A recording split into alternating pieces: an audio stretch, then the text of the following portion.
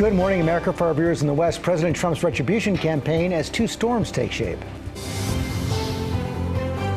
The Justice Department takes aim at President Trump's political enemies. Former FBI Director James Comey indicted on 2 felony counts after demands from President Trump for prosecution.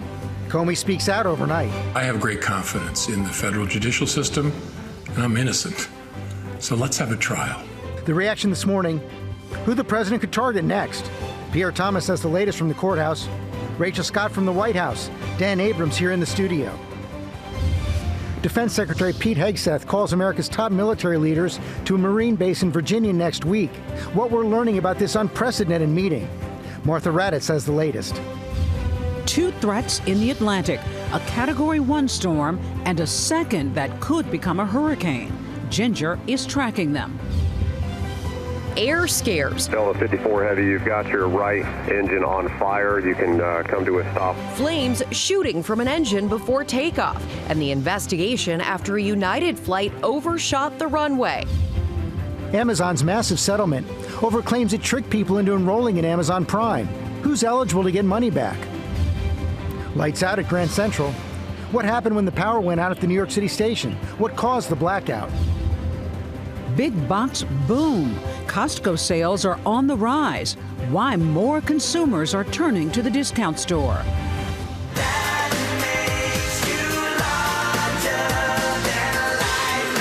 And it's the next stop on our tour of 50 states in 50 weeks. This morning, we're living large in the nation's smallest state with Will Reeve in Rhode Island, plus the big debut at a Texas zoo. Meet the baby elephant tipping the scales. She joins us live. Live from ABC News headquarters in New York City, it's Friday. Good morning, America. Good morning, America. President Trump's retribution campaign reached a new and ominous level late yesterday. The first criminal indictment of a man Trump considers a political enemy. Since the Watergate scandal more than 50 years ago, presidents have refrained from interfering directly in criminal prosecutions by the Justice Department. The facts surrounding the indictment of former FBI Director James Comey show that those norms have been shattered. The indictment was brought by a former personal lawyer for President Trump, a lawyer who has never prosecuted a case. It comes after demands for Comey's prosecution from President Trump. The firing by President Trump of a U.S. attorney who refused to prosecute, citing insufficient evidence of a crime. And the refusal of career prosecutors who investigated Comey to sign the indictment, again citing insufficient evidence of a crime. We're going to analyze all the fallout this morning. Chief Justice Correspondent Pierre Thomas starts us off. Good morning, Pierre. George, good morning. The long-running battle between the two men will soon play out in the courthouse behind me. Today, former FBI Director Comey is claiming he is the victim of a tyrant and vowing to fight the charges. But the president and DOJ leadership say the charges are justified, accusing Comey of corruption and lying to Congress. This morning, former FBI Director James Comey has been indicted on 2 felony counts. One charge of making a false statement to Congress and another for obstruction of a congressional proceeding. Just days ago, President Trump publicly demanding his attorney general take action against his political enemies.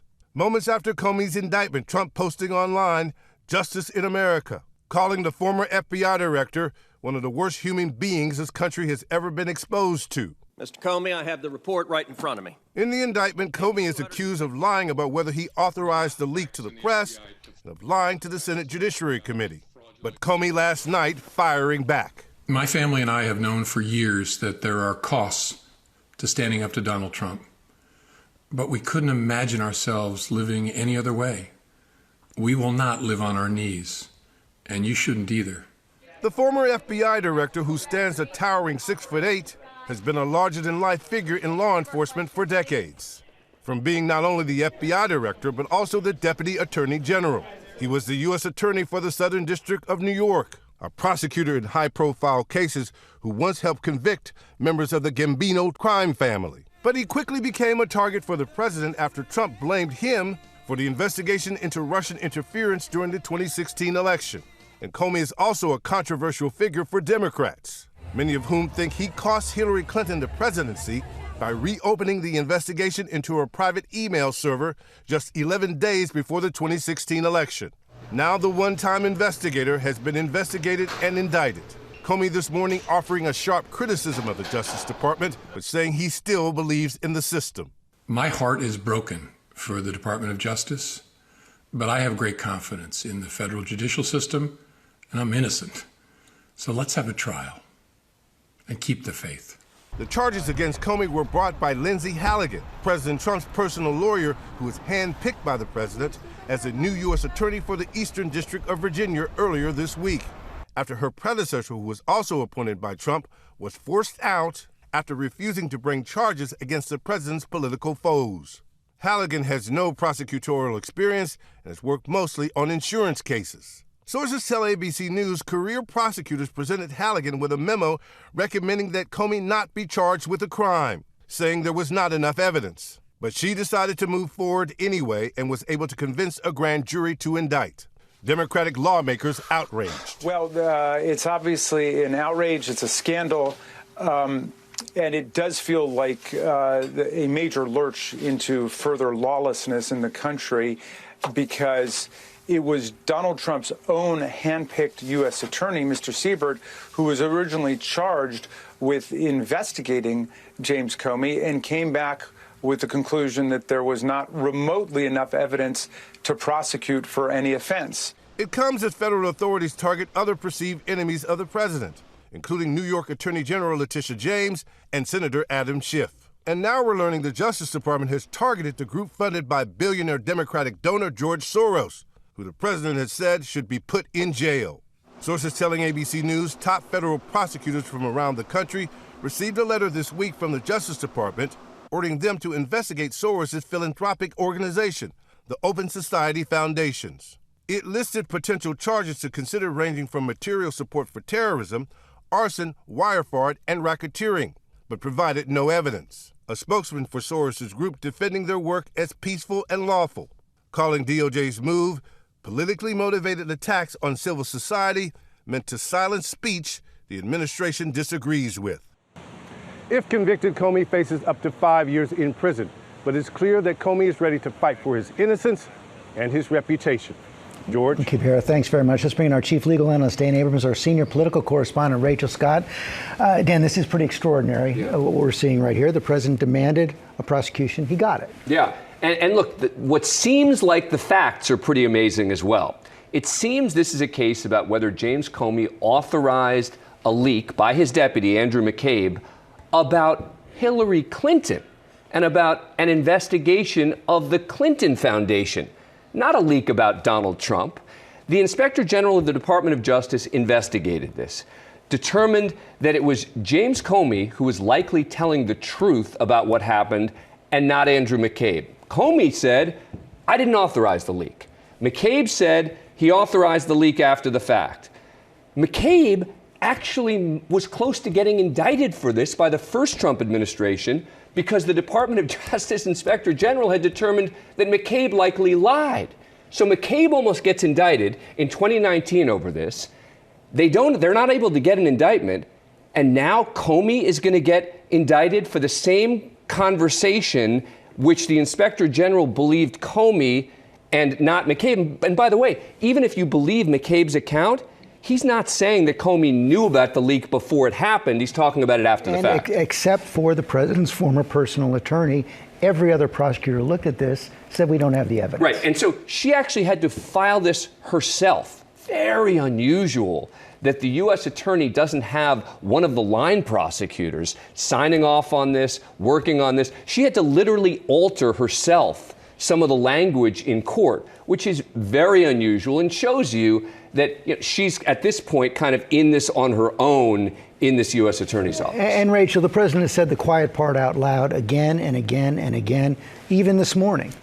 Yeah, the president is already out on social media this morning. He is repeatedly attacking James Comey, calling him a dirty cop, saying there's a very big price that needs to be paid, George. And the president campaigned on this idea of retribution, that he would be going after his perceived political enemies. And he has gone through extraordinary lengths to make that a reality. Just some of the things over the last several months: stripping security clearances for some national security officials, revoking Secret Service protection for some of his harshest critics, including his former rival, Vice President Kamala Harris, Harris and even John Bolton, forcing out prosecutors who failed to bring the charges that he wants. And then just days ago, we saw that remarkable and extraordinary statement.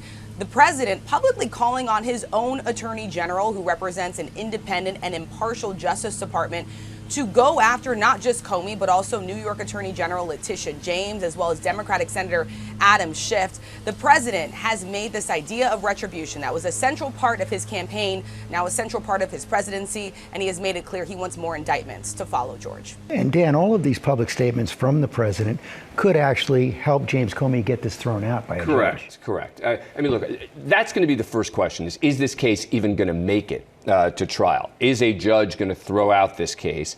And that is certainly going to be part of the defense's argument, is citing each and every one of the social media posts by the president demanding this prosecution and looking at the sort of the history of how we got here. And if that happens, we could see this whole thing go to the Supreme Court.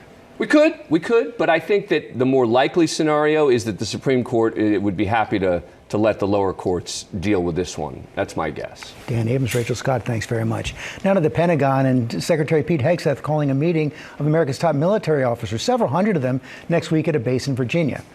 Chief Global Affairs anchor Martha Raddatz has the story. Good morning, Martha. Good morning, George. This morning, senior officers are heading to Virginia, coming from the Middle East, South Korea, Europe, and all across the U.S. for an unprecedented meeting they know little about. This morning, hundreds of admirals and generals are leaving their posts from airfield, at sea, and at tactical headquarters around the world. Defense Secretary Pete Hegseth summoning all U.S. general officers and admirals in command positions and senior enlisted leaders to a meeting at the U.S. Marine Corps base in Quantico, Virginia. But even those told to attend the meeting do not know what prompted Hegseth's call and what will be discussed. The Pentagon saying only the Secretary of War will be addressing his senior military leaders early next week.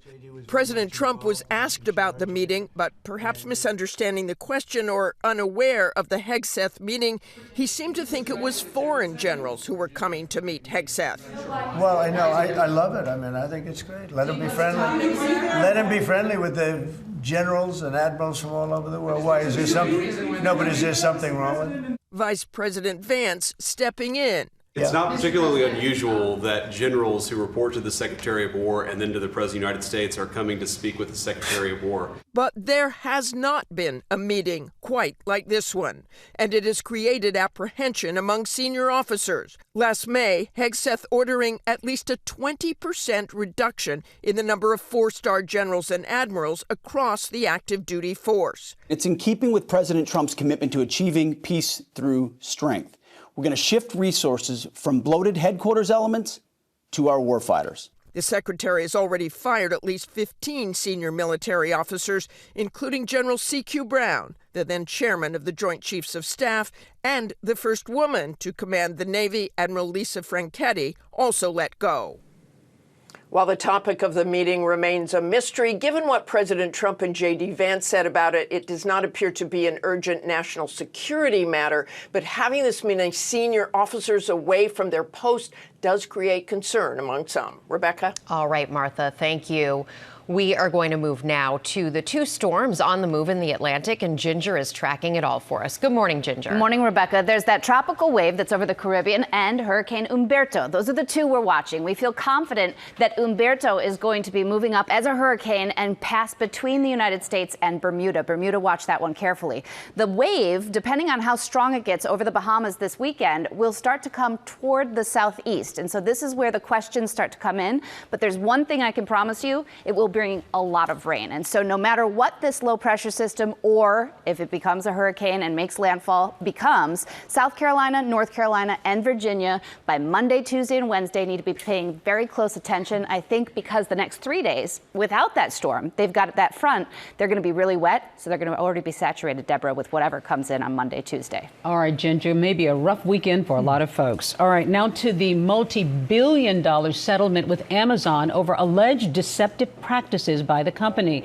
Sam is here with details. Sam, a lot of folks talking about this one. And big numbers, Deborah. Good morning to you. Good morning to you. So Amazon has agreed to pay a stunning $2.5 billion to settle claims it tricked people into enrolling into Amazon Prime. Now, the deal coming just a few days after the trial between Amazon and the Federal Trade Commission actually began. The FTC alleges Amazon enrolled people in Prime without their consent, then purposely made it difficult to cancel without admitting any wrongdoing. Now, Amazon agreed to pay a record $1 billion penalty to the FTC and refund $1.5 billion to some 35 million of its users. Amazon also says has to make changes to its enrollment and cancellation practices, which it says it already has done. So who's eligible to get some of this money? Anyone who signed up for Prime between June 23rd, get these dates, 2019, and June 23rd of this year.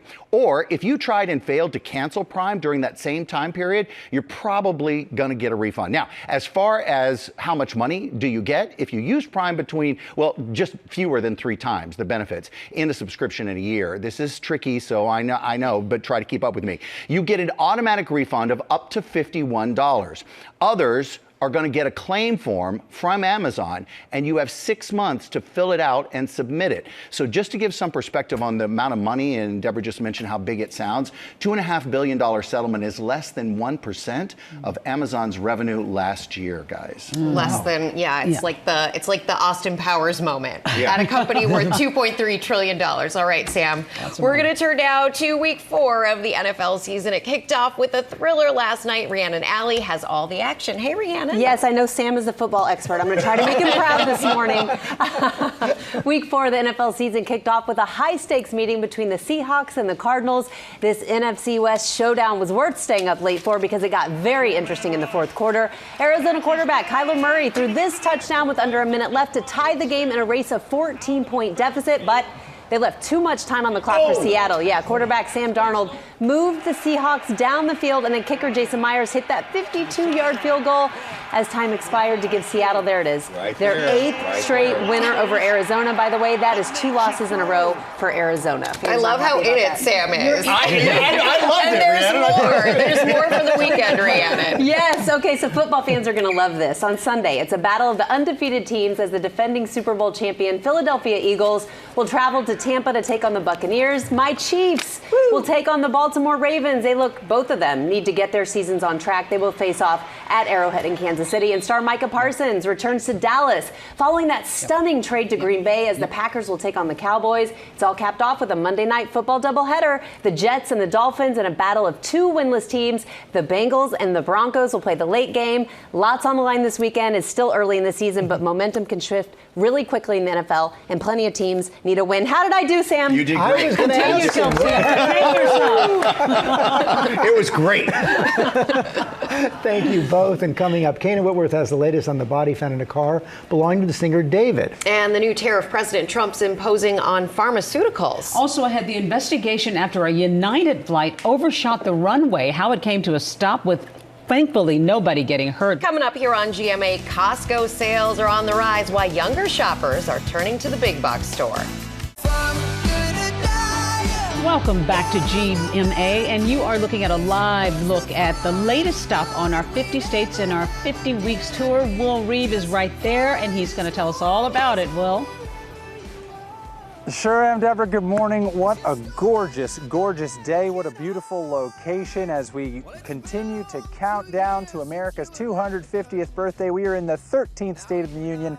That is Rhode Island. And I'm actually 9 miles off the coast of mainland Rhode Island on Block Island, an amazing location year-round, but especially in the summer. And you might be wondering, why am I holding a basketball on top of a lighthouse? Well, coming up in just a little bit, we are going to have a massive, amazing surprise for some very deserving recipients. It all has to do with basketball and this fantastic island. So much more coming up for you in just a bit, guys. And you're in Technicolor right now, looking great there, Will. First new at 7:30. Israeli Prime Minister Benjamin Netanyahu has addressed the United Nations General Assembly this morning. Before leaving for New York, he pledged to denounce the leaders of countries that have recognized a Palestinian state, as a number have done this month. Netanyahu is expected to meet with President Trump on Monday. Also, power has been restored at Grand Central Terminal in New York City following a brief outage last night. Lights went out in parts of the building after a drop in voltage, but no train service was affected. Starbucks, meantime, has announced plans to lay off 900 corporate employees and shut down some of its stores. The closings could impact about 200 stores in the U.S. and Canada. The CEO says it's the latest cuts are part of a $1 billion restructuring plan.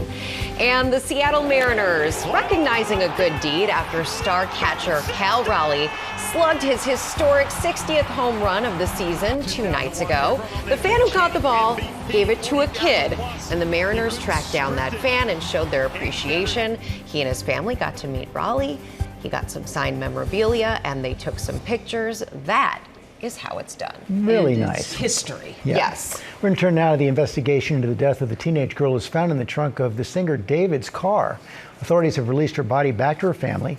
Kana Whitworth is in Los Angeles with the story. Good morning, Kana. Yeah, George, good morning. Returning her body despite the fact that investigators still don't know how she died. And because of that, this case is considered a death investigation, not a homicide, according to authorities who say they're approaching this case with prudence and patience, saying it could be a while before more details come to light.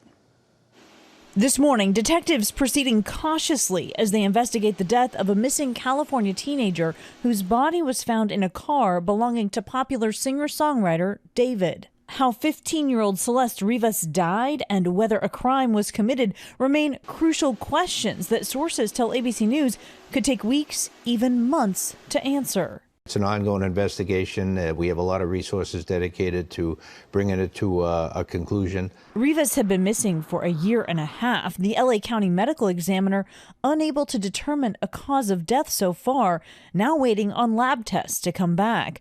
Her badly decomposed remains wrapped in plastic discovered inside the trunk of this black Tesla that had been abandoned in the Hollywood Hills. The registered owner, David Anthony Burke, who goes by the stage name David. The medical examiner revealing Rivas had a tattoo reading "shh" on her index finger. David has the same one. It's a popular design among performers. Investigators were seen searching the residence he was renting last week and allegedly removing a computer. The 20-year-old musician has not been named as a suspect. In order for there to be a prosecution, law enforcement has to find some key pieces of information when it comes to a potential homicide. First, they actually need to figure out if it's a homicide or not, and the autopsy report will help give them that. Then they have to figure out the who and the how in order to bring charges. And while a source close to the investigation says all promotion for David's new album has been put on pause, Billboard reporting streaming of his music has doubled since news of his possible connection to Rivas' death emerged. Some fans now pointing out disturbing images seen in his music videos like One More Dance, which shows a bloody David and a body being placed in a trunk. After watching you go. Recently, mourners gathered at a vigil for the California teen, authorities returning her body to her family this week. Now, sources telling us they have the evidence that they need from her body. And while they wait on those lab results, again, the promotion for David's new album has stopped and the U.S. portion of his tour has been canceled. Guys. Kana, thank you. Now to 2 air scares, flames leaping out of the engine of one passenger plane and another one overshooting the runway. Frightening things to see. Stephanie Ramos is here with details. Good morning, Stephanie. Deborah, good morning. A Delta Airlines flight was forced to abort its takeoff in Atlanta after an engine issue triggered an onboard fire, and a different plane headed from Dulles to Roanoke, Virginia, overshot the runway. Thankfully, no one was injured on either one of these flights.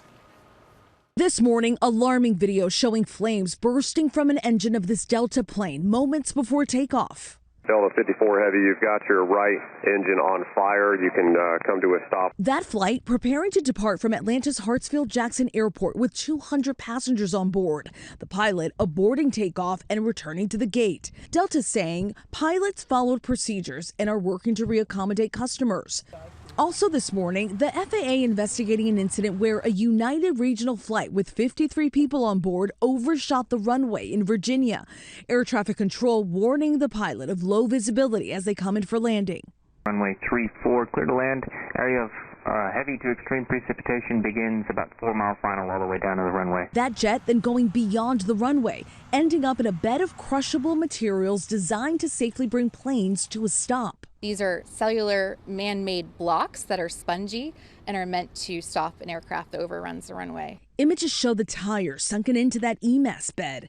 Commute Air, operating as United, says everyone on board evacuated safely with no injuries and are working closely with local authorities. According to the FAA, there are 118 runways at 69 airports equipped with EMAS beds, and this one worked as designed. And the FAA is investigating both incidents, but can we give it up for those EMAS beds? I mean, those are huge. The engineered material arresting system will stick with EMAS, but they slow down a plane if they overshoot the runway. Thank goodness for that. Yeah. Thank you, Stephanie. Now, with business booming at Costco, the big box chain announced that it beat expectations for earnings, and Sam is back with what is behind these very strong numbers, Sam. And it's funny, we were all talking during the break, and we think it's TikTok and Instagram, and that's what the numbers back up here. So I just want to mention that keywords connected to Costco, like Costco clothing finds, have almost 2 billion views. Americans are trying to save money right now, and so much, and the company is welcoming its younger members, so everybody's looking for deals. Take a look at how it's driving up Costco. First shopping experience at Costco. This morning at Costco, business is booming. Customers raving about it on social media. Who can and should get a Costco membership? These are things I would already be paying more for less product. I have no list, which is a very dangerous game. The big box store beating expectations in their quarterly earnings, as consumers concerned about tariffs and inflation turn to the discount giant. Whether it's from the popular Costco hauls on social media or the convenience of online shopping, the brand is hitting a high note with younger customers. The company reporting nearly half its new members are under 40. Costco's really interesting with their popularity with younger people. This organic marketing or user-generated content has really provided to be a huge marketing lift for Costco. Costco also boasting a 15% increase in its e-commerce, with online sales exceeding $19.6 billion over the year. Costco saying their signature deals on food and household items keep customers coming back for more. The in-house brand of Kirkland is sourced here in the United States. So the company has had to and been able to stave off a lot of the tariff upticks and swings. Definitely better than my wedding day. And it cost me less. Their CFO highlighting what TikTokers call a must-try $1.50 hot dog meal deal on their latest earnings calls. While our members love the treasure hunt items that they find in our warehouses and online, our everyday value items are also extremely important to them, especially in times of economic uncertainty. And in fiscal year 2025, we sold over 245 million hot dog combos, over 157 million rotisserie chickens, and enough bath tissue to reach the moon and back over 200 times.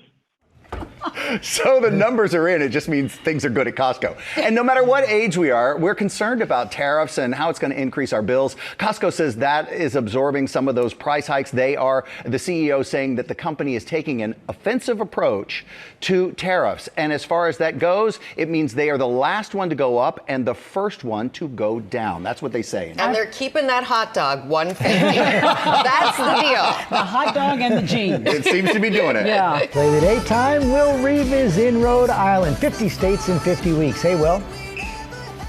Hi there, George. I have a whole card full of facts and figures about Rhode Island and Block Island for you. Ready to get into it? Let's do it. All right, so we're 9 miles off the coast of mainland Rhode Island, and it is such a clear day right now. I think I can see where I parked my car back on the mainland. It's right that way, and then over to the west is Montauk. Block Island is a summer paradise. 20,000 people a day come visit here in the summer, but year-round, there are only 1,000 residents. And what I'm really excited for coming up in just a bit here from Rhode Island as our 50 States in 50 Weeks tour rolls on is getting to shine a spotlight on some of the year-round residents here, specifically the girls at the high school here who play on the basketball team and their teacher/coach who goes above and beyond to give them a full high school athletic experience. It's really special. We have a great surprise in store. But here are some facts and figures for our play of the day here. Block Island only 7 miles long by about 3 miles wide, and It was discovered, or charted rather, in 1614 by a Dutch man named Adrian Block.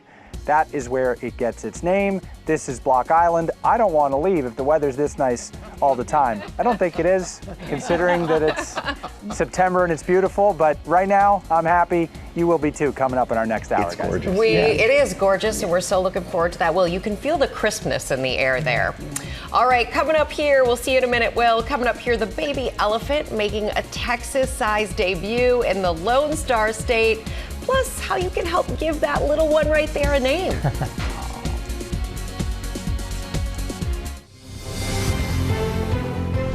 Good morning, America. It's 8 a.m. Shutdown showdown. With less than 1 week to go until government funding runs out, what's at stake? Plus, President Trump announces a new tariff on pharmaceuticals. Early bird special. Why more and more young people are eating dinner early, some as early as 4 p.m. How it can help your health and your wallet. Maybe she's born with it. Maybe she's Miley. They can't stop playing the song. The superstar's new tune as she lends her voice to an iconic legacy brand. And our 50 States in 50 Weeks tour is taking the ferry to Rhode Island, checking out the smallest state with big heart and a school unlike any other, as we say, Good Morning, America. Live from ABC News headquarters in New York City, it's Friday. Good morning, America. Nice, bright good morning there, Deborah. And good morning to all of you. We're also going to say good morning to Rhode Island. Will Reeve is there for our 50 States in 50 Weeks tour. How's it going, Will? It's going great, George. I'm at the Southeast Lighthouse here on Block Island. We're 9 miles off the coast of mainland Rhode Island. Rhode Island, of course, the 13th state to join the Union, the last of the colonies to join the Union. And the Southeast Lighthouse has been open since 1875. It's to help ships avoid shipwrecks in these dangerous waters out in the Atlantic. There's cliffs all over the place. It is a gorgeous setting, though, for some television, and coming up in just a bit, we have an amazing surprise for some year-round locals here, so you want to see that. We are looking forward to that. First look at the top stories breaking at 8. We start with the looming government shutdown. Less than a week to go till government funding runs out. Senior political correspondent Rachel Scott is back with what's at stake. Good morning, Rachel.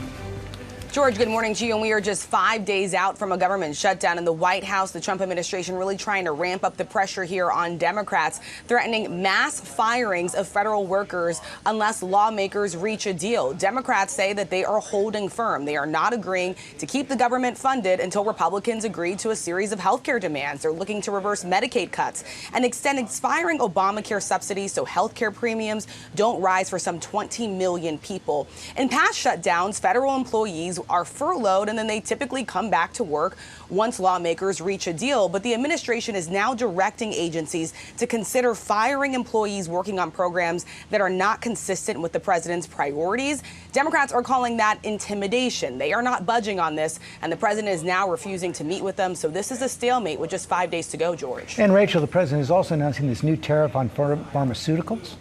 Yeah, a 100% tariff on pharmaceutical products starting on October 1st, the president says, in just 5 days, unless the manufacturing plants are made here in the United States. The president clearly seeing these tariffs as a tool to try to ramp up production and manufacturing here in the United States. But of course, as we've talked about this, that only takes time. And if the president and the administration does go through with this, it could significantly raise the cost of those pharmaceutical drugs, George. No question about that. Rachel Scott, thanks very much. Rebecca? All right, George, thank you. We turn now to new details on the shooting at a Dallas immigration office that left one detainee dead and 2 others wounded.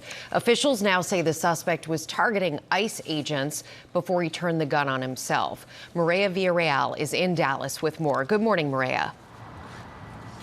Hey, good morning, Rebecca. A lot of new information coming out in this investigation. We now know law enforcement believes the shooter acted alone. He wasn't associated with any hate groups, and they also say they have video of him with a big ladder on the top of his vehicle, a ladder they believe he used to gain access to the top of this building and then take his shots into that ICE facility.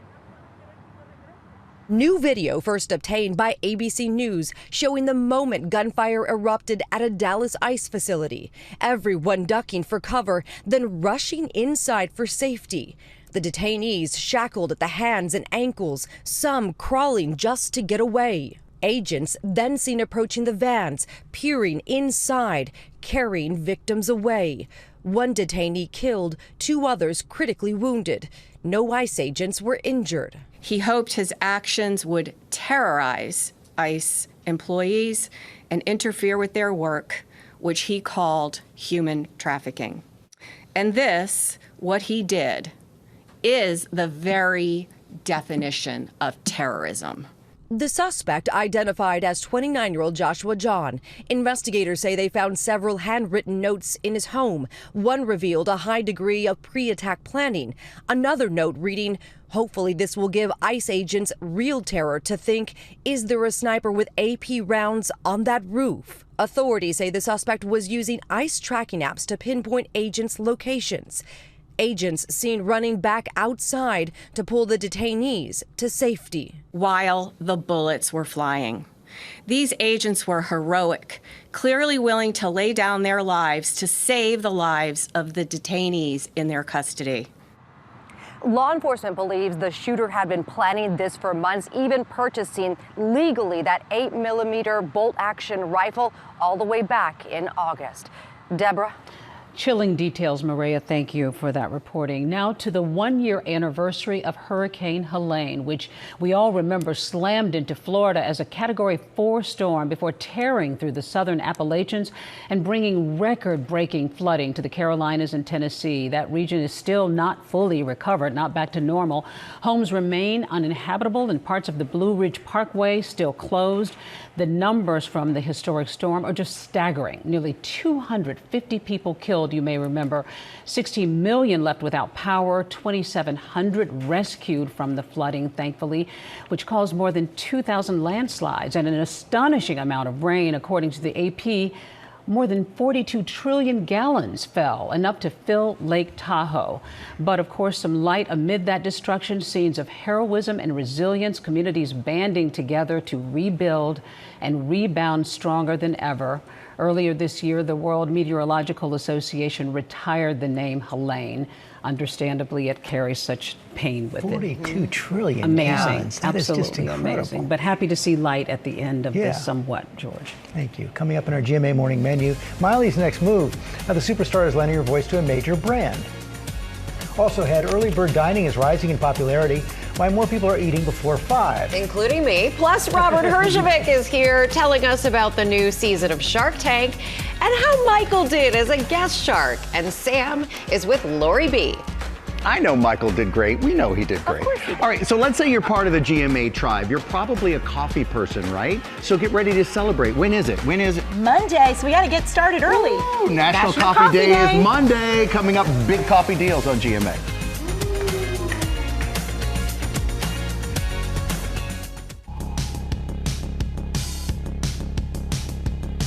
Welcome back. Sam, it's Friday. It's time for Pop News. No props. No, George, no props at all. And I'm nervous about it because I know Larry's at home and I'm going to mess it up. And all right, here we go. Hey, how about if we spend the weekend in Pandora, ladies and gentlemen, with the latest trailer for the highly anticipated Avatar, Fire and Ash, the 3rd installment of James Cameron's Avatar series. Now, everything he does is epic, so take a look. Protect your sister. Yes, sir. Stay under cover.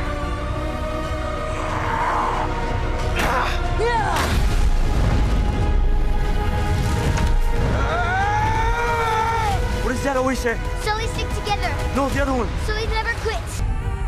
Oh, and that world is just like its own place now. The new trailer was released less than 24 hours ago, and in 5 hours, it crossed 1 million views. Fans online saying they got goosebumps while they were watching it, calling it peak cinema. The movie sees the return of the star-studded cast, including Sigourney Weaver, Zoe Saldana, Kate Winslet, and Sam Worthington. Avatar Fire and Ash hits theaters on December 19th. So lifelike, those characters, right? And remember when the first one started and it was like that beautiful scape, and now it's a whole world out there. All right, so maybe she's born with it. I think she's born with it. I'm talking about Miley Cyrus. She's born with it. The singer has given us a gift, more music. She just dropped a deluxe edition on her latest album, something beautiful. jingle, but it turns out she had something else up her sleeve, or was it in her makeup bag? A new version of the Maybelline jingle. I know you've seen it, but if you haven't, take a look.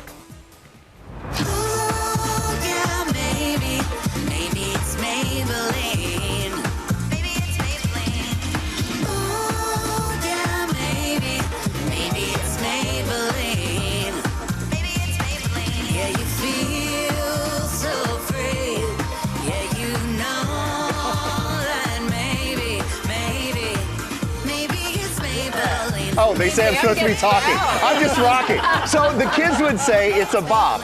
George, you would say it's a bop? What's a bop?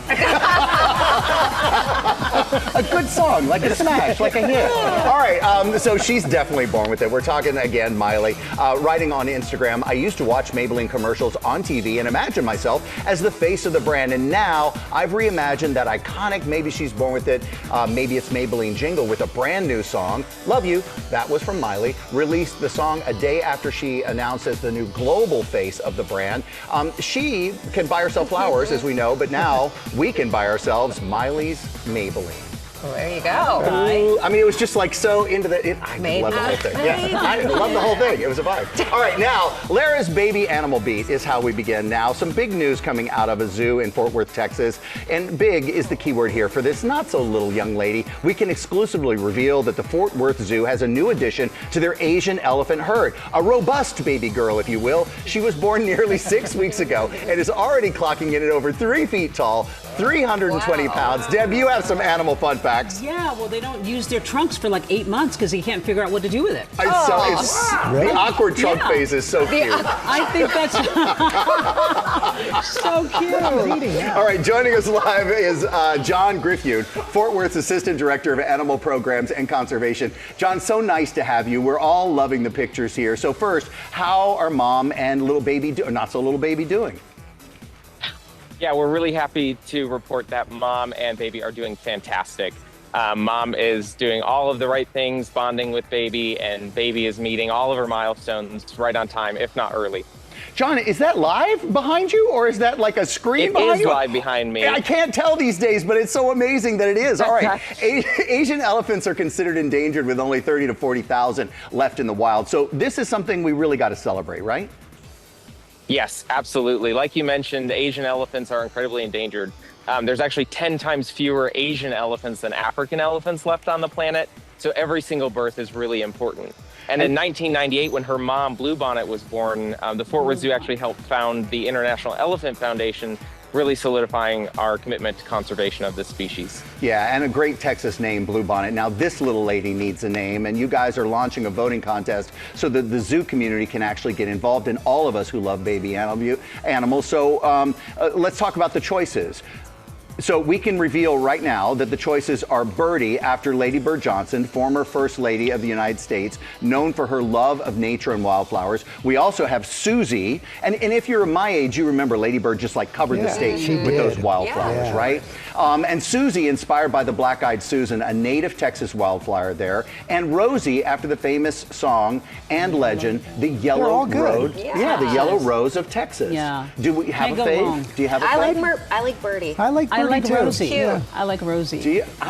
I don't want to vote. I don't want to be the breaker, but I'm going to go with Birdie on this one. I just think so. All right, voting is open now, but you get to choose. October 6th on the Fort Worth Zoo's website, and we'll announce the winner right here on GMA. You can also visit the baby in person at the main habitat of the zoo. And I just can't even believe that it's live behind you, John. Thank you so much for joining us and bringing us all this little bit of baby love this morning. Yes, absolutely. Thank you for having us. All right. Do you have a favorite name, or are you allowed to say? I don't know that I'm allowed to say it. Don't get him in trouble, Sam. Exactly. All right, okay. That's pop news, everybody. That was really fun. Baby and you did have a prop. You had the baby animal. And a big one. 230 pounds. What a cutie. What a cutie. All right, well, we're going to turn now to the rise of the early bird dinner, with more and more people in the U.S. eating dinner at 5 p.m. or even earlier. Elizabeth Schulze is here with with the story. Good morning, Elizabeth. Good morning, Rebecca. So this is a trend that anyone who wants to go to bed early or eat with the kids can get behind. 5 p.m. or even earlier is the new 7 p.m. for dinner time for some young people. And there can be advantages for your health, your lifestyle, and your budget.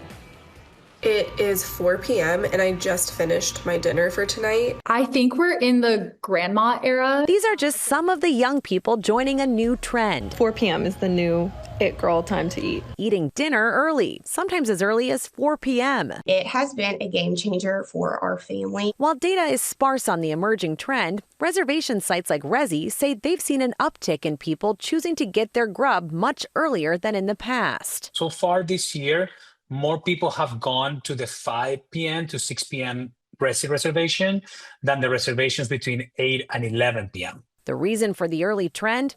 Everything from a sense of feeling lighter to living by the natural rhythms of the sun. I feel better when I eat early. I feel lighter. I feel like I get a lot better sleep and I wake up just feeling more energized. While the romance of a late dinner still exists, medical experts say there could be some benefits to eating early, including decreasing the risk of obesity. Of course, early dining has another benefit. You get to the restaurant before everyone else, which is super nice. And then when it starts getting full, you're leaving. And many restaurants offer early bird deals. Instead of it being 5 p.m. to 7 p.m., we're doing happy hour now from 4 o'clock to 7 o'clock. We saw an even larger uptick with guests that were wanting to, come out right after work and meet their friends right after work to have a really nice dinner and enjoy the deal. Okay, so there's actually a risk some of those deals might not be around for long. Restaurants use happy hour to lure in diners. If the table's already packed, then maybe they aren't going to keep those deals around. So don't expect those food and drink specials on the menu. Maybe if I thought this was our little secret. Yeah. And now it's out. It's not just for people who get up at 4 in the morning. No, Elizabeth, go ahead. We always eat early now. We found that when we have friends over and we say it's like 5:30 or 6, they're actually grateful. Oh, Yes. yeah. It's a real thing. Well, and one thing some people are saying is they like to get up early to work out. And I don't know that that's really the common trend for most people. It's a nice excuse to go early. It was always for us over 60 guys. I can't believe you young people are taking our tables. Taking our tables. Love a 6 o'clock res, Sam. Love a 6 o'clock res. All right, Ginger, you? The kids get off the bus and I'm like, it's dinner time. Every single time they question it and I'm like, no, this is just what people are doing. It's very trendy.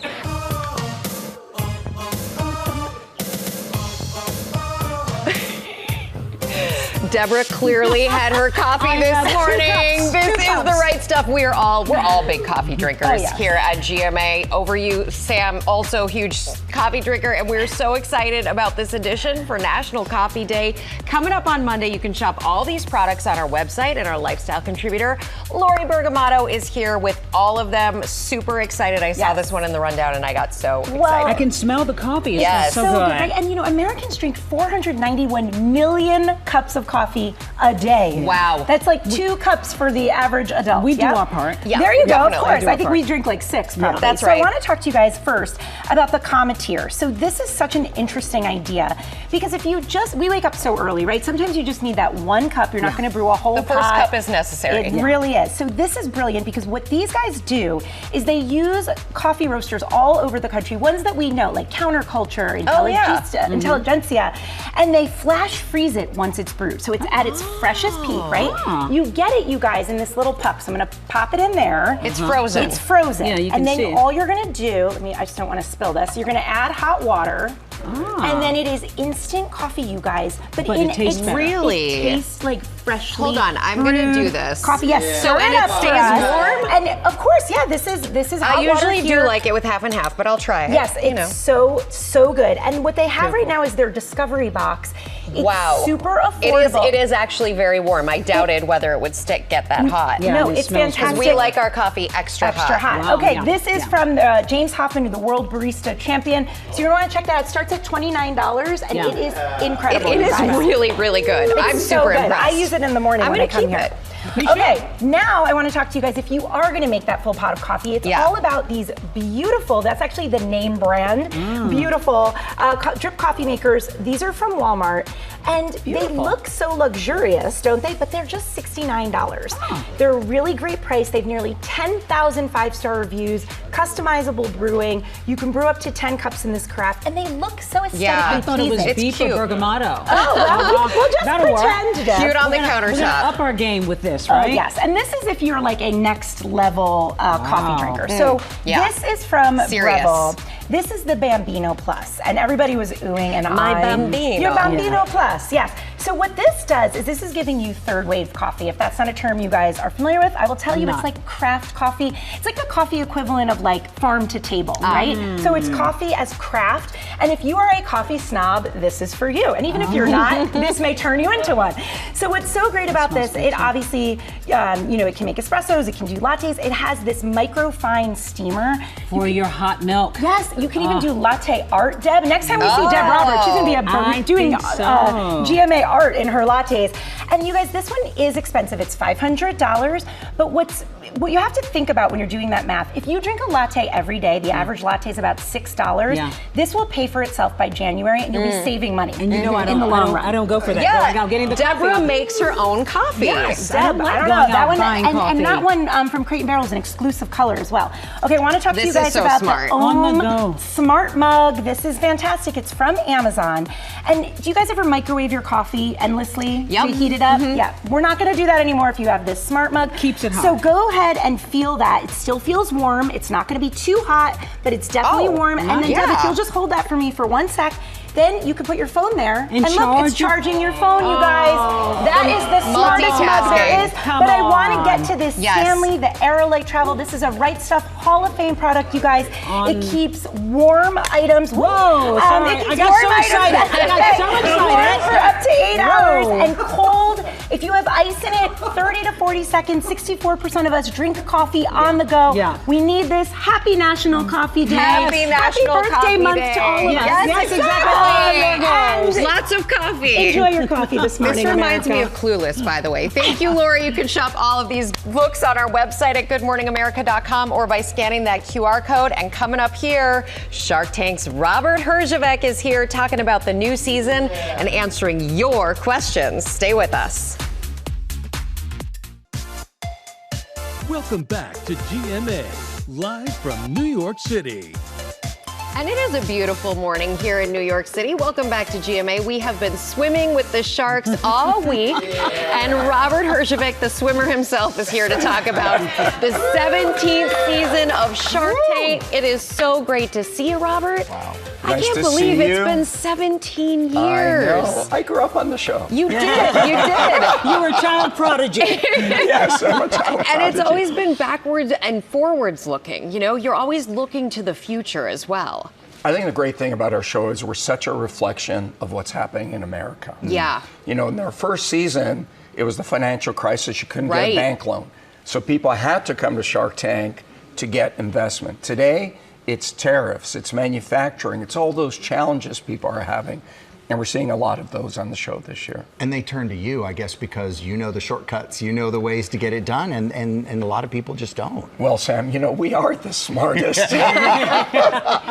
business people in all the land.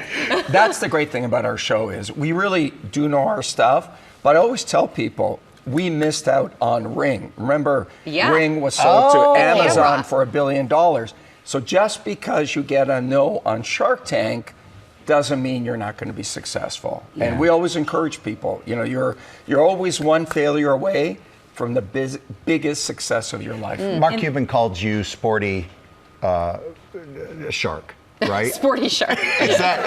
So when Michael, he's called me a lot of things, but that was one of the nice ones. Well, who took the title when Michael was on? And Michael's thing airs soon, right? Yeah. Is it? Yeah. Next week, I think. So first of all, Michael was a great shark. You may lose him from this show. Oh, really? Wow. Oh, wow. He was incredible. I mean, Not a vicious shark. Oh! Okay, Yeah. tough. I don't know if you guys know this, but Michael is not a very nice human being. Not true. The thing about Michael is he is a businessman, Yeah. and he asks the right questions, and he's been around, and he's seen all of these greats up close and done his own work. Rebecca, that's the thing. I mean, obviously, he's a super nice human being. He's very charming. He comes on the show, and we're expecting a lot of that. And then the first pitch comes out, and his questions are like, boom, right on point. He knows his stuff. I mean, he was great on the show. People look forward to learning from you all, and we're talking small businesses, and you mentioned tariffs earlier. What are you saying? What advice are you offering to a lot of these young business people who are nervous? It's a challenging time, and one of the hardest things about what's happening in America right now is the instability. You know, bad news, good news, I can deal with it, but when the news is changing every day, there's a tariff on this, then there isn't, I think that's really, really hard. But on the flip side, I also tell people this is one of the best times in history to start a business. You can create an online presence today with social media. You don't even need to go to retail. So if you're thinking about doing it, you don't need a lot of capital, and you can do it online. It's great advice, and we've seen the biggest businesses come up through instability in times like the Great Recession when you guys started. We do have a lot of questions from our viewers, and we want to get to the first one that's from a fellow Rebecca. Let's take a look. My question for you is, how has AI affected the businesses and industries you're in? Also, how are you adapting to the AI change, but also keeping the human side of your businesses alive? Wow, all Rebecca's asked great questions. So Talk about disruption. AI will be the greatest technology transformation of our lifetime. And we are simply at the tip of the iceberg. We will not recognize what AI is going to do to us in the next 20 years. My advice, Rebecca, is dive in, completely embrace it. It's very disruptive, but I think it's an opportunity to elevate your employees and people that know how to do AI. There will be two kinds of companies. Those that embrace AI and those that will be acquired by those that embrace AI. That's a little bit All right, let's get another question in. This one's from Lori. Hi, Robert. As a small business owner balancing family life, what are the most effective strategies to grow and scale a business without burning out? First of all, 50% of all businesses fail within the first 3 years. Starting a business is really hard. And at the beginning, there is no life balance. You are going to miss birthdays, you're going to miss anniversaries. You are going to have to give everything to that business. But here's the great thing. Once you get above a certain point, it's the greatest job because you get to set your own schedule. You're working for yourself. Yes, and you can get to all those things for your kids. But at the beginning, it's really hard. You just have to look in the distance for That's that. right. I Well, see you. everything great in life comes with sacrifice. Truly. How are your kids, by the way? My How's your kids- beautiful family? My kids are great. They're 7 now. How did that happen? Wow. They were just on the show. We've seen in them grow up as well, Robert. Yeah, it's incredible. We have a boy and a girl, as you know. My daughter loves to dance. She's really good at dance. Obviously, she takes after me. Well, I am so happy that you were able to be here with us, Robert. We have been loving you on Shark Tank and, of course, on Dancing with the Stars back in the day. And it's just always great to have your insights here. So thank you so much. And you can see Shark Tank on its new night, Wednesday at 10 Eastern, right here on ABC. Michael, by the way, is that guest shark on next week's episode coming up here on GMA. All right, we can't wait to see it. Now with 50 states in 50 weeks, and it is time to head to the Ocean State. Will Reeve is in Rhode Island at a school unlike any other in the country. Hey, Will. Hey, what's going on there, guys? That was a little sneak peek performance from the Hurricanes cheer team. Thank you so much for that. It's an amazing day here. We've moved down from the lighthouse into the Block Island School here. This is basically the whole school. There's only 1,000 residents year-round on Block Island, despite the millions of people who come visit every year. And we're going to show you in just a second what makes this place so special and the small town values that they've passed down for generations. Every summer, this tiny island, 12 miles off the shore of Rhode Island, gets up to 20,000 visitors a day. And with its long stretches of beach, stunning natural wonders, and boutique-lined streets, it's easy to see why. But in the winter, Block Island becomes a very different place. Everything closes, except 2 restaurants and this grocery store. Even on sunny days, gale force winds routinely blow off the cliffs, resulting in ferry trips like this one. And life for the 1,000 hardy souls who make this island their year-round home shifts to a brick building in the middle of town, the Block Island School, where for more than 90 years the children of full-time residents attend kindergarten through 12th grade. Everyone was showing Sophia eye contact. This is what an average grade looks like, between just 5 to 7 kids. The test tubes are already provided for you. Roberta Closter is the school's science teacher. So you're going to use your body to box me out. The assistant basketball coach. Good work. Make sure those are lead passes, please. Among many other things. Teachers just don't teach. I've been a basketball coach, National Honor Society coordinator. I'm the Career Pathways coordinator, and I'm also the high school science department. And I work at 3 different restaurants. So for me, I'm doing that for my family and my community so that we can live here. Despite there being only about 20 girls at any given time enrolled in the high school, next group, almost all of them participate in school sports, sharing a special team bond hard to find anywhere else. Some of these girls I've known since I was born, and they're some of my best friends. I see them all day, every day, and so we definitely have a really tight relationship. My favorite thing about being on a team on Block Island is the fact that it's not huge like a normal high school on the mainland. It's a nice, tight-knit community. But being a player here isn't easy. Good job. 1 or 2 injuries and the team won't have enough players to compete. Away games become an ordeal. Scheduling the ferry, then a car ride, which can be up to an hour. Block Island just really allows you to become a really resourceful person. You're trying to find ways to get your homework done and maintain your academics and also be in the gym and focus on basketball, all while living on Block Island and all of those logistics. Through island living and sports, these girls learning lessons that extend past the classroom. The importance of hard work, perseverance, and grit. And doing it all with a smile. They're just a committed group of girls that uplift each other, and they're kind, and they help one another, and they just, for the love of the game, they come together as this basketball family and put their best foot forward every single day. Pins on 3! 1, 2, 3, K's! All right, everybody, let's give it up for Coach Closter and the Hurricanes.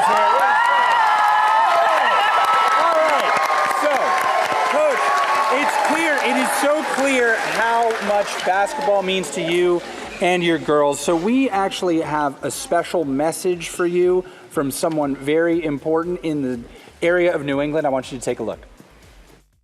Hey, Block Island girls basketball team. It's Tina Charles here with the Connecticut Sun. We are so impressed by you all and just your dedication and commitment to our sport that us at the Connecticut Sun wanted to gift you tickets to next season to watch us play. We will arrange everything, and I can't wait to see you all, and good luck for the rest of the season. You are going to a Connecticut Sun game with the girls. Oh my gosh! What do you think? I'm so excited. I can't wait to take the girls to the mainland and have them experience a real game. Oh my God, we're so happy to help you out there. Thank you so much. So much looking forward to that. That's New England's only WNBA team, so you're going to have a fantastic time there in the spring, but we have something for you right now. If my little cheerleader friends could come help me out here, we've got another special gift for you. This is, thank you so much, ladies, $5,000. Oh my gosh! Oh my gosh!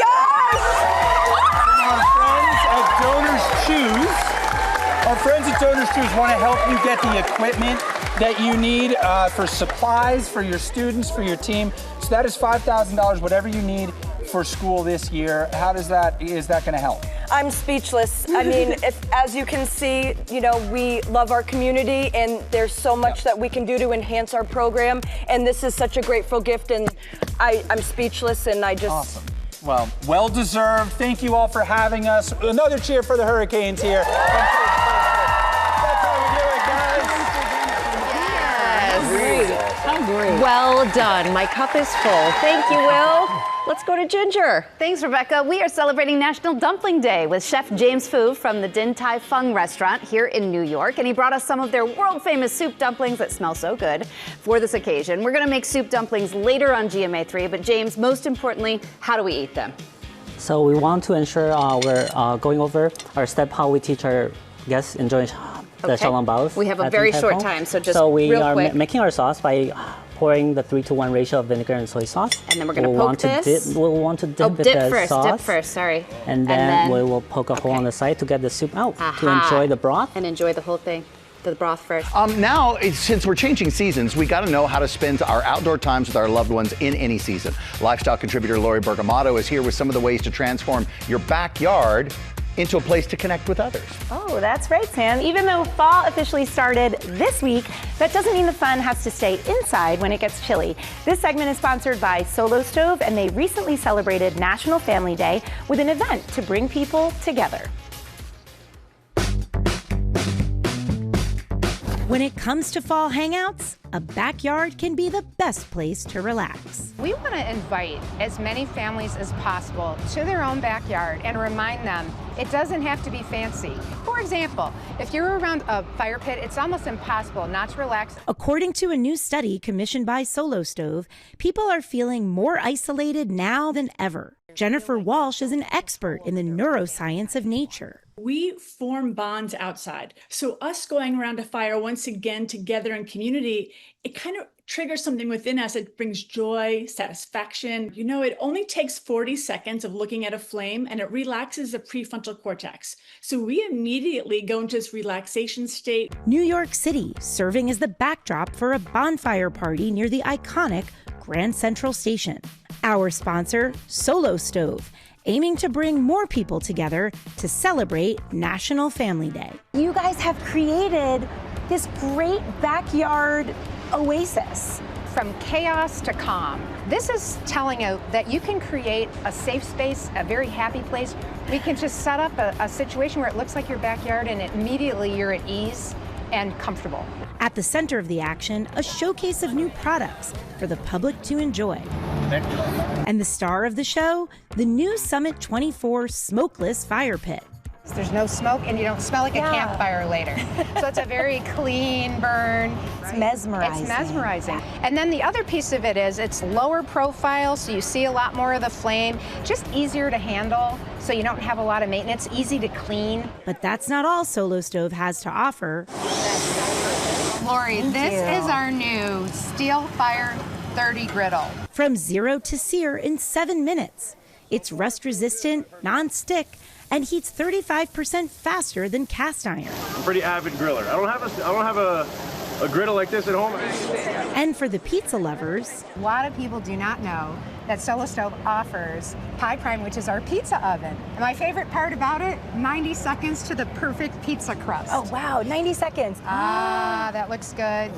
This versatile oven can also cook steaks and veggies. But with all this heat, it was time for a cool down. So Liz, tell me what this is. It looks next level. We like to call it the cooler that cools you. It has an air conditioning unit right in it. The Windchill 47 cooler holds up to 65 cans and even turns melted ice into a refreshing mist. And thanks to our sponsor, Solo Stove, those s'mores were incredible. Yeah. There is so much hustle in New York. It was so great to see people really slow down and take a moment to enjoy. I loved everything about it. We'll be right back. Me too. Back now on GMA, we are going to go back to Rhode Island and Will. Hey there, Will. Hey, from the food to the views to the people to the unexpected Hollywood history, Rhode Island has so much to offer. And here we are offering it to you in 90 seconds. Small but mighty, this is Rhode Island.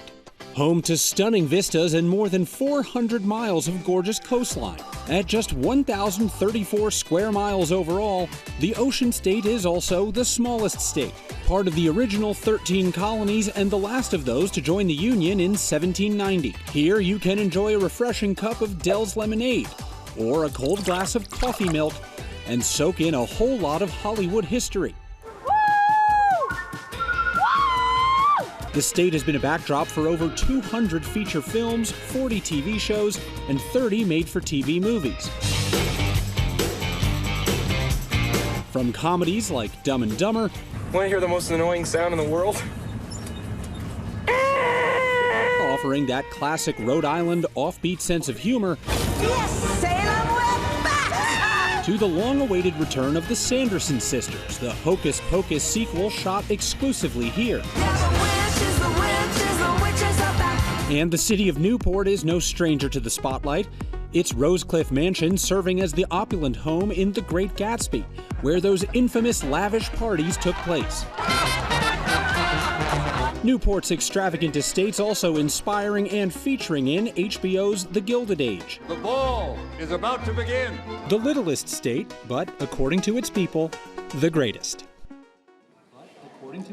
All right, so much fun here in Rhode Island, especially on Block Island. But I got to get to the ferry because that's the only way out of here. I will see you all back in New York. Thank you to my new friends on Block Island. What a great day we've had here on this Friday, guys. You did a great job, Will. It's been great watching him in Newport, all the different sites, so beautiful, You've got to right? do the cliff walk and see the houses. Yeah. You really got to do it. That was fun, guys. Yeah, great seeing you. Happy Friday. Happy Friday. Have a great weekend. Watching.